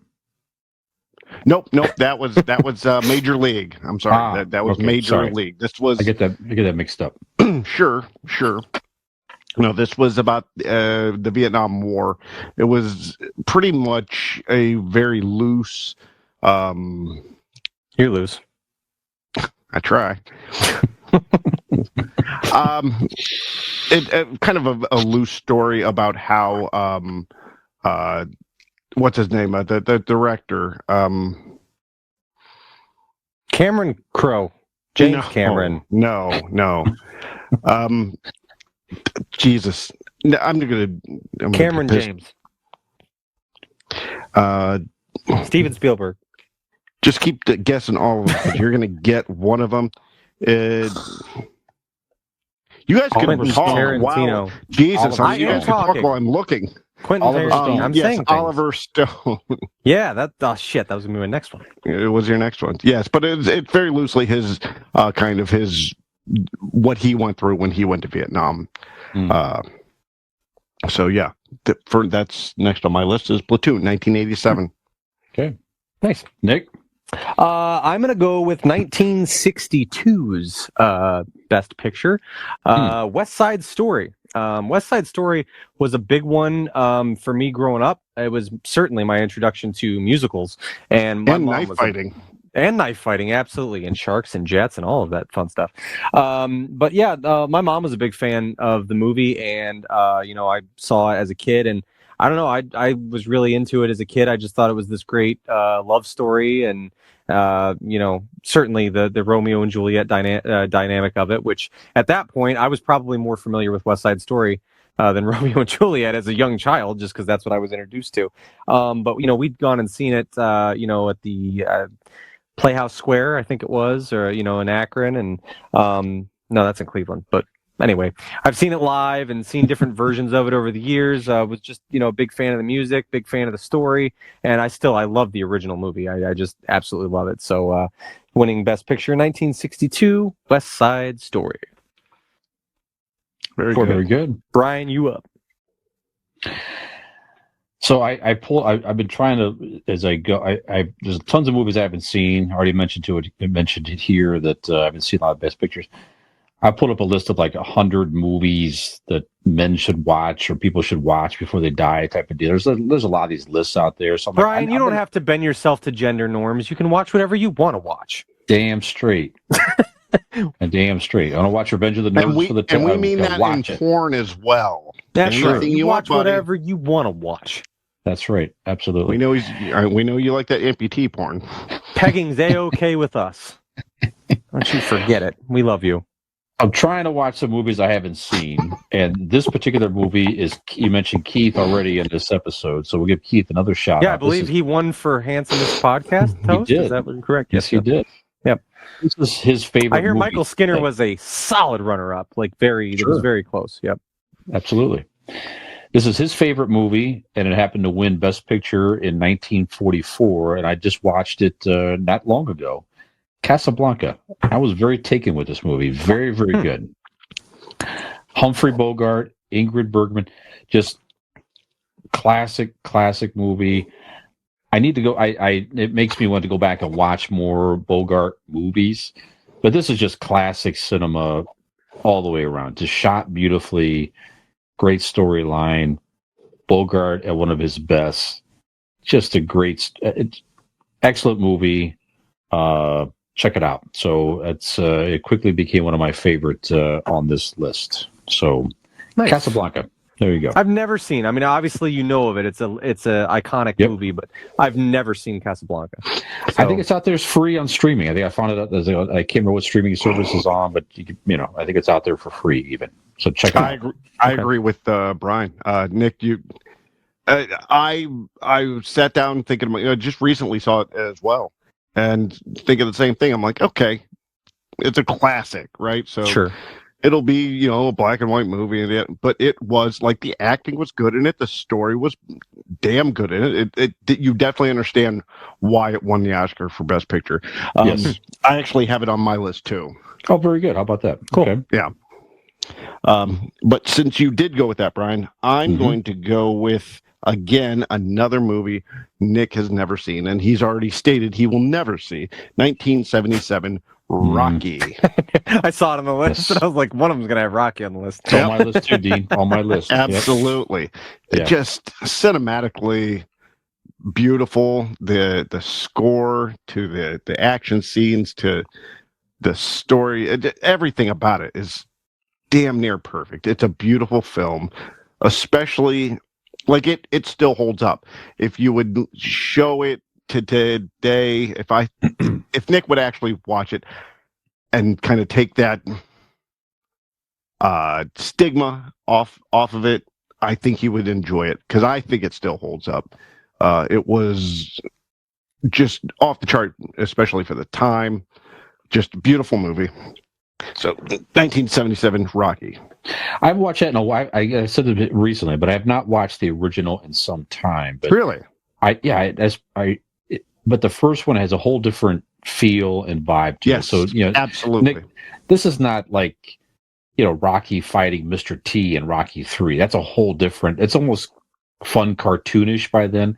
This was based on a true story where a guy out of Cleveland got the attention of Muhammad Ali, and they gave him a chance to kind of the whole publicity, and they were surprised that the guy, hung in there with Muhammad Ali. So that inspired Stallone to write that script. And just the whole background of that whole, how that movie got made as well is very interesting. Where that was Stallone's first movie, his first big script, and he had to fight to keep it and allow him to be in the movie and direct it and all this and that and the other. Henry Winkler had some play in this too back then, to where I can't remember exactly what it was, but he helped get this movie made. It's just a whole different thing. It's really about the underdog, and the whole story is just some average dude overcoming and just Chuck Wepner. That's it. So Creed follows along the blueprint of Rocky, right? Because that's what happened in Creed. Absolutely. Yes. Because in the first, he didn't win. He didn't win, but he hung in there, and he's like, "This is the path to making a name for himself." Correct. If you enjoyed Creed 1, you will enjoy Creed 2. Yes, that also. I'm planning on it. Yes, yes, but you will also enjoy Rocky. Yes. Okay. Again, you're never going to see it, but you would if you. I didn't say I would never see it. I just think I know what it is. A couple episodes ago, you did say, "I will never see it." I will never see it. I said, I don't feel hard set again. I feel like I know what it is. I don't need to see it. I know what it is, I think. All right. Well, it's just like my penis. You know what it is, but you're still going to see it. That's right. It's true. That's right. Still going to cross my T's and dot my I's. I see that motherfucker. Yeah. Get in there. Which one does the coach die in? That was Rocky. From Cheer? He died in like 88? No, you mean the trainer? No, the Mickey. Rocky 3. Mickey died in Rocky 3. 3? Yes. Okay, I think I've just seen... Mr. T killed him. I've seen... No, we didn't. No, that was Apollo, right? No, Mr. T Who killed him. No, that's the Russian guy who killed Apollo. No, Mr. You're right. Yes, the Russian kills Apollo. Mr. T got pushed Mick, which made him have the heart attack. That's true. Which he died. Hard. Yeah, it stems from the scuffle and the pushing of I always consider Mr. T. Right. Like, I've seen bits and pieces of apparently all the Rocky movies. I thought that happened in 1 or 2 because I never thought I saw any part of 3, but I do remember that scene. So You've never seen Thunder Lips? All of them. I don't know what that is. The beginning of Rocky 3 starts with it's Rocky fighting Hulk Hogan. And Hulk Hogan's wrestler's name is Thunder Lips. Thunder Lips. Okay. Yeah. I gotcha. Yeah. I mean, I've certainly seen snippets over the years of, like I said, apparently all 3 of them, because I remember scenes from every one of them. What was that remaster, the 4, when they remade the 4? What streaming service was that on again? I guess on HBO Max, I think. Oh, is it on there now? I think so. That wasn't the one it was on. How many original Rockies are there before whatever Balboa or whatever is the one that comes? 4. Is that the 5th one? That's the. Is that the 5th? Is Balboa the 5th installment? No, I think it's 6th one. That's the 6th one. Oh, geez. There was a 5th hidden one that not a lot of people talk about. That's terrible. That they kind of just pretended it didn't happen. Yeah. Okay. Yep. And I think maybe that's what's tarnished the whole Rocky thing, is because I'm sure maybe it started out as, it's almost like The Crow, right? The original Crow movie, I'm not saying they're the same thing, but The Crow is an incredible movie. It's fantastic. Today, it's still fucking awesome. But they made so many of them, and then a bunch went straight to DVD, and it was just, it's kind of like this franchise that they tried to squeeze every last little drop out of, and then it's like, but really only the first one. I mean, I'm not saying Rocky's the same way, because it sounds like the first few of them are really good, but it's kind of like that. Maybe that's what I think of it, is because it's like there's just a lot, and like it kind of maybe fell off towards the end. So I don't know, whatever. Never know. Well, it's definitely one of the few movies in this list that really, I mean, it certainly launched a whole pop culture phenomenon with Rocky. I mean, it does. And they're still I was shocked making to see Rocky that it won Picture of the today. Year. Yeah, with Creed, obviously. So it's still going. It still has its, its impact even today. So, I mean, it shows you, like, I mean, you have like Sylvester Stallone and Van Damme and all those action heroes or whatever, but like Sylvester Stallone started with his first legitimate movie, writing, directing. He won best screenplay, right? Like he wrote for the writing of it, and best picture. Yeah, I don't know if he directed it. Did he direct it? I don't know, but I know he won for best screenplay and best movie, all in his first shot. So yeah. Okay. Dude, After what we've talked, we'll have to do this on another show because I have so many more questions about it now. Because you threw me for a loop when you said it was a boxer from Cleveland, which leaves me so confused. But we'll talk about that on another episode. Yeah, Chuck Wepner. Yeah, it's like why it's a Philadelphia thing. If it like I don't, no, it's even it's weird. It's set in Philadelphia. I know that, but like, okay, if it's not even based in Philadelphia, why do they have a statue in Philadelphia? That's fucking dumb. I've always thought it's dumb. Period. That there's a statue of a fictional character Let me explain. in Philadelphia from a guy that apparently wasn't even from Philadelphia. Okay, so actor Sylvester Stallone looking for inspiration for his movie. Yes, sees the Chuck Wepner story. Yes, from Cleveland. Yeah. Okay. And he writes Rocky like, oh, I like that story. And he writes a story about a guy like Chuck Wepner. Right. But this takes place in Philadelphia. Because Philadelphia, I think, was such a hard-nosed boxing city. Okay.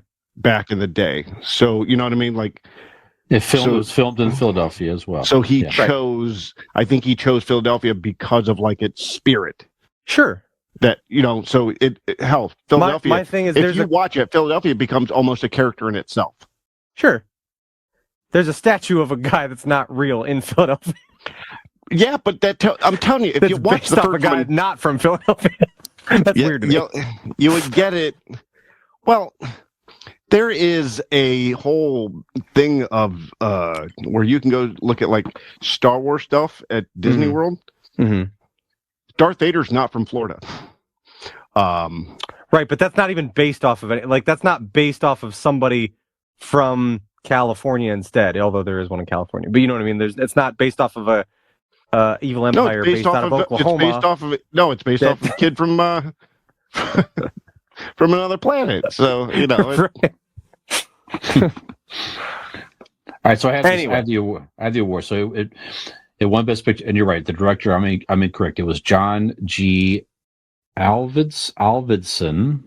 Okay, and he actually won Best Director for this, and it won Best Film Editing. So Best Picture and Director. It was he up for. Didn't win for writing. Nope, it was up for actor, actress, Best Supporting Actor, Best Original Screenplay was nominated. Best Film Anyone, Best Original Song, Gonna Fly Now, and Best Sound. So it was up for quite a lot. But so it did well in its time. Yeah. So we're talking a lot about Rocky, but we spent a half hour on Rocky. Yeah. Next, what do you got next? Yeah, what do you got next? I'm going to go with 2007's picture of the year. I love this movie, The Departed. A great cast. Good movie. Leonardo DiCaprio, Mark Wahlberg. It's just there's all kinds. It was more people than I could even remember off the top of my. Was it Matt Damon? I believe as well. Yes, was one of the central characters. Fantastic movie. Just awesome. Just gangster movie of a modern era, really. And it was another one that really kept you kind of guessing things, a lot of moving parts and pieces. And I absolutely love that movie. I own it on DVD. At that time, I watched everything Mark Wahlberg did, and I absolutely love that movie to this day. So 2007, Departed, won Best Picture. Love that one. But could Mark Wahlberg beat Clubber Lang? That's the question. No. I don't know. No, good stuff. He'd bring the pain. What's your prediction? Pain.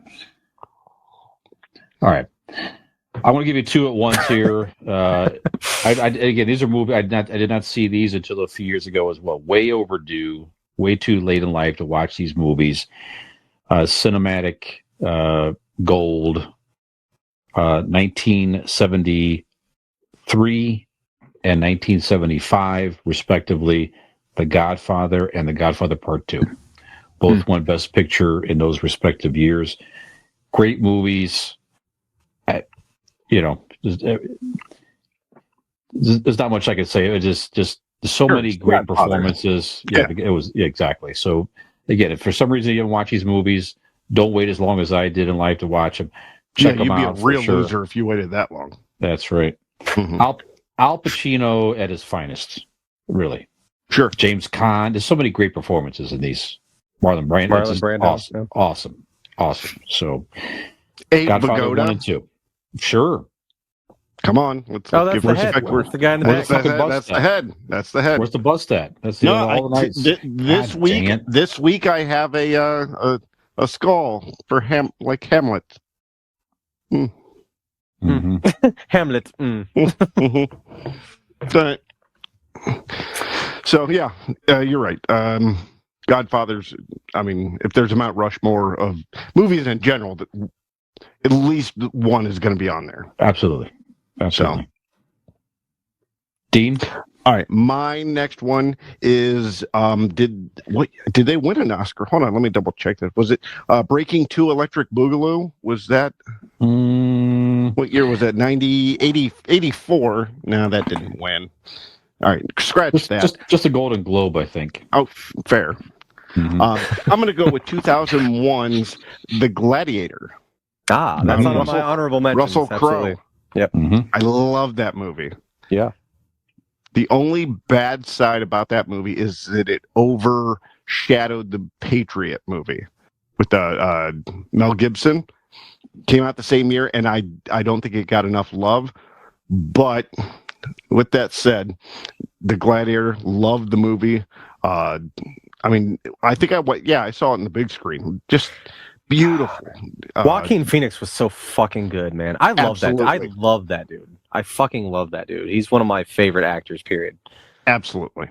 You know what? Never saw it. Isn't that crazy? I got to watch. Yep. Yeah, that's you a really real should. good one. Yeah. There's the one you put up on the big screen in your backyard, man. Yep. Okay. Yeah. There you go. Perfect. Yeah. So, Nick, I think you're up, or right? Yeah. So I've got two left on here on my mountain. Gotta go with 1998. If it didn't win for best fucking soundtrack alone, 1998's picture of the year, Titanic.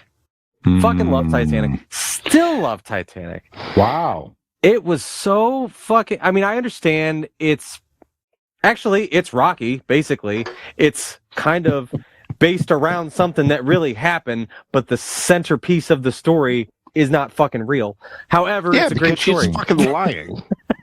It's a great story. I just love it. I went and saw it in the theater. It was a big deal when it came out. Just the whole thing, man. I thought just fucking. There's so many scenes in it that are just so good. You really feel like it's a long movie, but in a short amount of time, you really feel like, I don't know, the characters, the connection that they make through the story is very deep and meaningful. And there's just a lot of, certainly the parts that do tie into real historic events and the way that they film things. I mean, when that ship is going down, you feel the chaos, you feel the trauma and everything going on. I don't know. I just love that movie. I love the fictional side. I love the story. And I love the nonfiction. I watched it and I was rooting for the darkness of the ocean. That they brought into it and stuff like that. The real characters that were tied in to the actual story, that were, fringe characters in the movie, so to speak. Yeah, man, I just love that movie. I really do. I know that there's a cheeseball factor to Titanic. Years later, the whole majestic of the love story, and there was room on the door for him, and the Celine Dion. So there's cheese aspects to it that people like to make fun of. But fuck, man, I still, every time it's on, like I'll watch it. Like, I'll stop. If it's on and it's something and it's like, I'm going to finish watching it. Like, I fucking love that movie. I don't know how cheesy, because Brian paints me like his French girls all the time. And as a young boy seeing some titty things on Kate Winslet, it's bullshit. She's listening at this point, so you can say it, can't you? Come on, Kate Winslet. Yeah, she probably turned it off a while ago because she got confused by the St. Patrick's Day runaround. She's like, I thought I was listening to this on this day. He's telling me that, so I get it. But no, I love Titanic. That bullshit. Kate's still with us. Kate's with us till the end. Kate will never kick us off that door. That's right. That's right. Yeah, Dick, so many tragic scenes in that movie. They're so moving. Like Billy Zane's acting. And I would say Billy, I was just gonna say he was such a fucking prick. Like, he's so great in that movie. It's so hateable in that kind of pretentious rich prick way. You know what I mean? Like, he's just so, it's very like the undertones of he's very hateable. You know what I mean? And like I love that. I just love it. I love the whole fucking movie. I thought it was great. Yeah. The older couple getting holding each other in bed. The orchestra. That guy jumping off the edge where he like ding, like hits his leg on the fucking propeller and goes. I mean, it's just wild, man. And the people in lifeboats and the kids not they're getting Billy Zane being a fucking dick, like taking the lifeboat, women and children first and stuff. It's just I don't know, man. It's I don't know. I just that movie really always stuck with me. And granted, it came out in '97, so I was 9 years old when it came out. But it's one that always stuck with me. I absolutely love that movie. I would love to see it redone without the love story. Like, give me a well, there's documentaries on that if you want to. Yeah, no, but that. I want to see like give me the historical accuracies of it. Give me the, Molly Brown was an actual person and she was a badass. Based the story on her. Like if you've ever seen documentaries or whatever on her, she could easily hold a movie, that character alone. Sure. Oh yeah. Yep. Who is it? One of the first mates or whatever, one of the second in command or whatever. He actually ended up the story goes, I'm gonna butcher because I have it in front of me, but he was going to go down with the ship, right? And like he got trapped under something and he was going down, and then one of the things exploded and blew him out, and they ended up picking him up and he survived. He was actually one of the guys who ended up going and saving a bunch of people during World War II. Like he got medals of honor for saving people. Oh, okay. Because he survived the Titanic, just crazy shit like that. The Titanic is such an amazing story.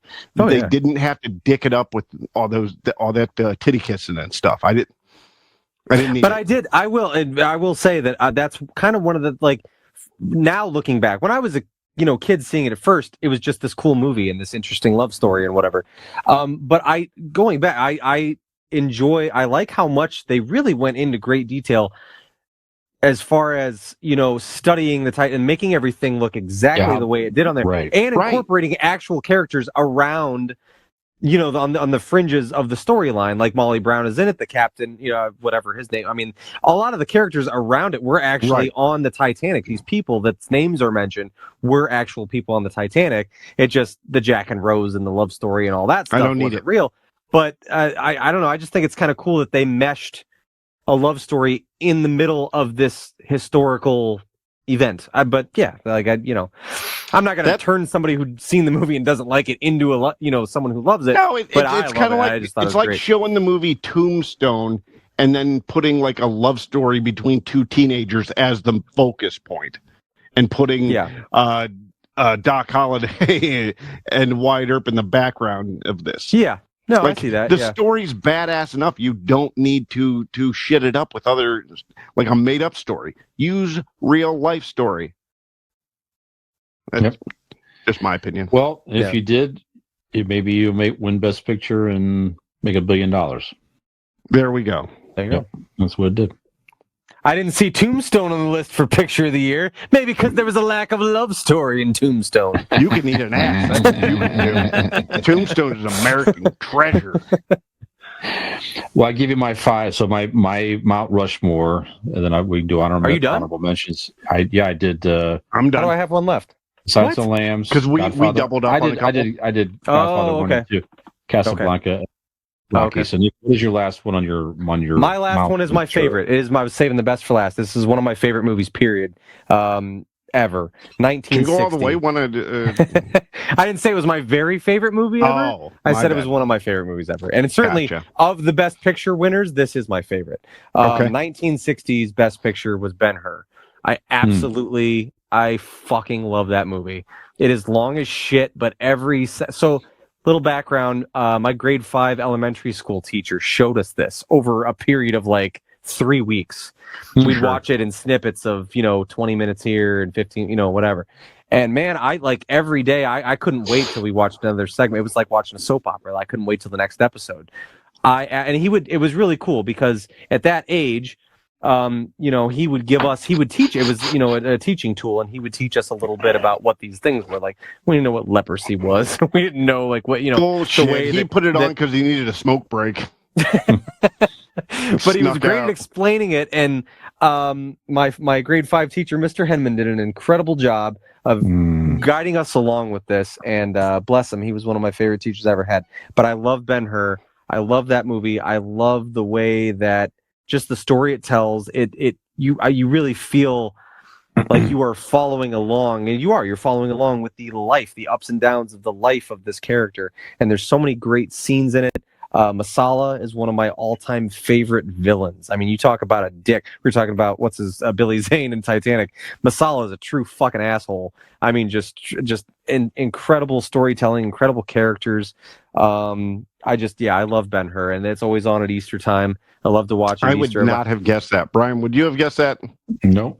I was such a fan of that movie. Wow. My parents bought it for me for Easter. It was a double VHS because it's so long. It has to be on 2 VHS tapes. Sure. So it was a 2 VHS set. And man, absolutely just head over heels for that movie. Love it. It's certainly my favorite that was ever a winner of Best Picture. And probably I would have to put it in my top 10 movies of all time. I absolutely love Ben-Hur. So that would round out my really? Oh man. I'm not. Nope. Yeah, it's a good one. It's long, man. It's like fuck, I don't know. It's like 3.5, 4. Maybe I don't know. Maybe it doesn't. Maybe it feels longer. No, than, I think because I was a kid, but it's long. I know it's long.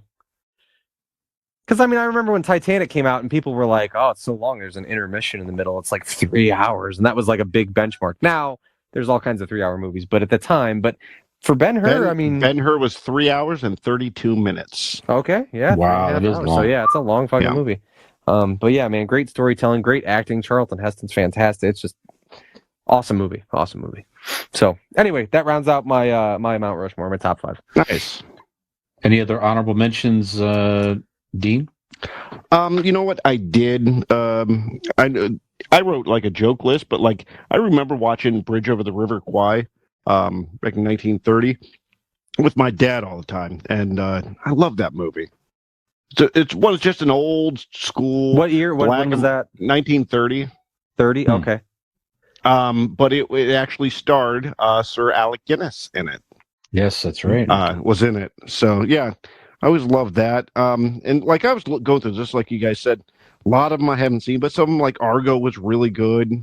Mm-hmm. That's on my list as well. Honorable mention. Yep. The Hurt Locker. Yeah. No Country for Old Men. There's my honorable mention. No Country for Old Men. I didn't think I was going to like it. It seemed weird, but you know what? I dig, everybody in it and the directing and writing and everything. So, it was fucking amazing. Like just suspenseful.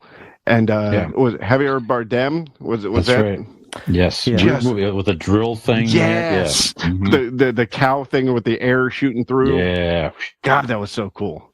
And like the ending was just bizarre and fascinating and cool. Yeah, I haven't seen a movie in years. But yeah, so good. Yeah. Okay, Nick, what about you? You guys have hit all my honorable mentions because I had Silence of the Lambs, I had Gladiator, and then the last one that had not been mentioned prior to that last conversation was Argo, which I believe Ben Affleck was the director of as well, and also the lead in. And of course, a great movie when Canadians play the superhero. So obviously that's on my list. But yeah, those are the ones that I had written down for honorable mention.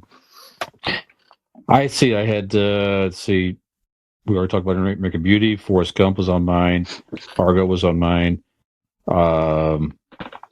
Everything Everywhere All at Once. I know you guys haven't seen it yet, but it's a great movie. A lot of fun.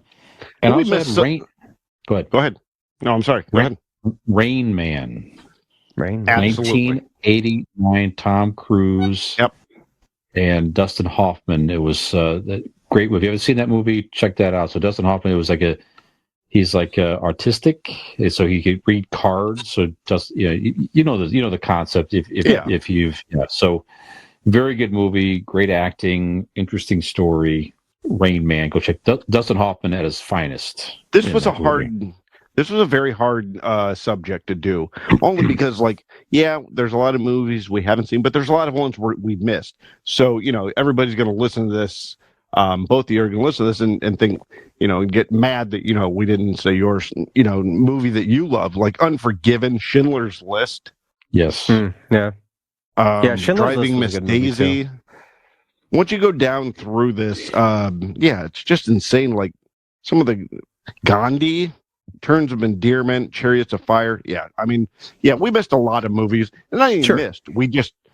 We picked our favorites, and these were our Mount Rushmores. Yeah, that's right. All these movies won a golden statue. Mm-hmm. Yeah. And if I may say, I am convinced by both of your endorsements here too. I feel compelled to watch Casablanca. Like I feel like I need to see that movie. You'll enjoy it. You enjoy Brian, what were you saying? I was saying all these movies won a golden statue. Mm-hmm. And another thing that it kind of reminds me is golden things that are of value, that are artistic, celebrating art, if you will. I thought you said autistic. Not autistic. Okay, artistic. Could be autistic. Oh, it could be artistic. Autistic. There's a lot of great artists. Not these artists, though. That's right. And I may say one of the most artistic things in the Northeast Ohio area, the Norton, Ohio area, is Golden Heart Tattoo. If I may say. Hearts of gold, them boys. A long way around the tree, but we got there, buddy. Yes, very low. So Golden Heart Tattoo, our final sponsor. Go check them out in, again, Norton, Ohio area. GoldenHeartTattoos.com is the website.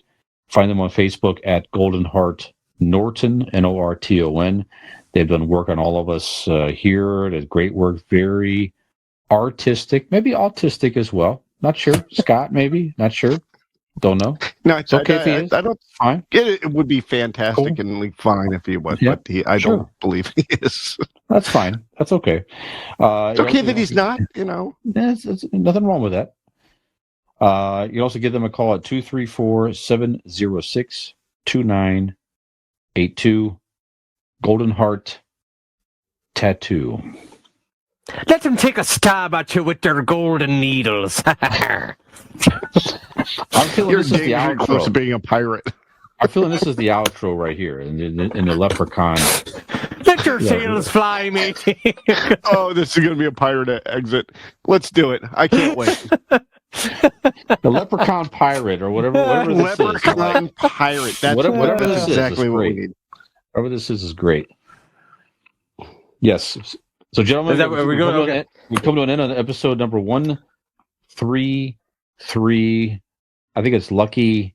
You might be listening to us live. Maybe you're listening to us 10 weeks from now, or 2 weeks ago. Whatever time zone and dimension you're listening to us in right now. Yes, that's right. So we've come to an end, and we hope you are presently enjoying St. Patrick's Day, or you did enjoy St. Patrick's Day, or you're enjoying St. Patrick's Day tomorrow. Whatever it is you're listening to us, we hope you enjoyed it. So that's right. That's right. Nick, you want to take us out, sir? Well, I can't do that there, matey, but hearty, me am Shimmy, the Leprechaun Pirate, and what I can tell you to do is if you're sailing the high seas of the internet, well, climb aboard. All you have to do is go ahead, grab your pot of gold there, and head on over to our convincing... That's right, matey, because waves are all we Leprechaun pirates ride around here. After all, it is St. Patrick's Day. All you got to do is head on over to our Convincing Idiots link tree. That's right, sail the 7 seas all the way over to the place that you find X marks the spot on the magical map, and there you'll find Convincing Idiots link tree. You can like, subscribe, rate, and review.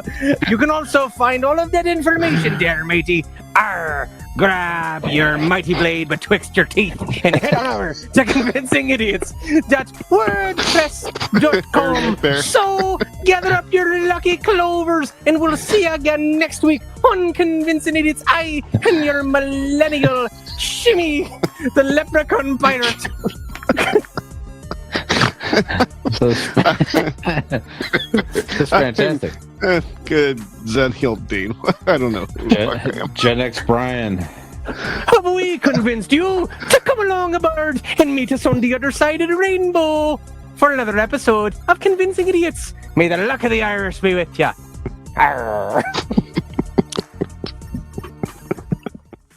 Everybody, Gen X Brian with Millennial Nick and Zennial Dean. We need more people besides Nick's mom watching us. Give us a like and subscribe.